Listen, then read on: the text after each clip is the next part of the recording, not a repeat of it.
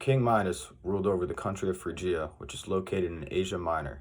He was a very rich man that had anything you could possibly hope for. He lived in a beautiful castle and had a beautiful daughter. However, even with all this happiness, he loved gold more than anything else. King Midas's love for gold became so severe that he started bathing in gold, taking showers in gold, and even counting gold coins before he went to bed. One afternoon, Dionys, the god of wine and revelry, made his way through Midas's kingdom. To be accompanied, he brought along a satyr named Silenus.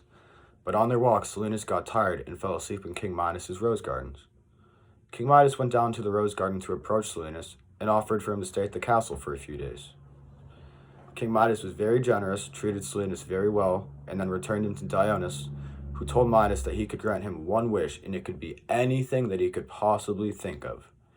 After thinking for a few minutes, King Midas decided that he wanted everything he touched to turn into gold.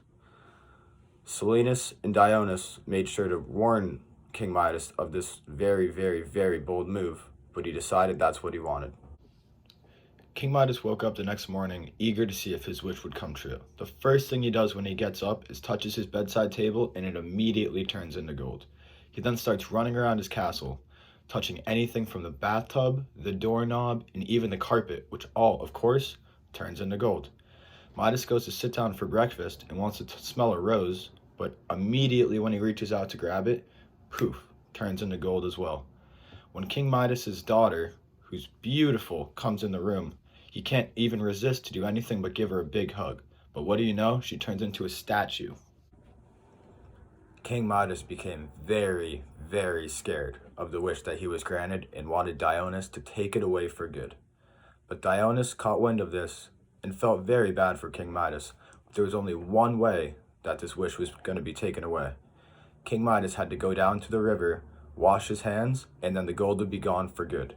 The first thing King Midas did the next morning was walk down to the river, place his hands in, and gold just oozes out.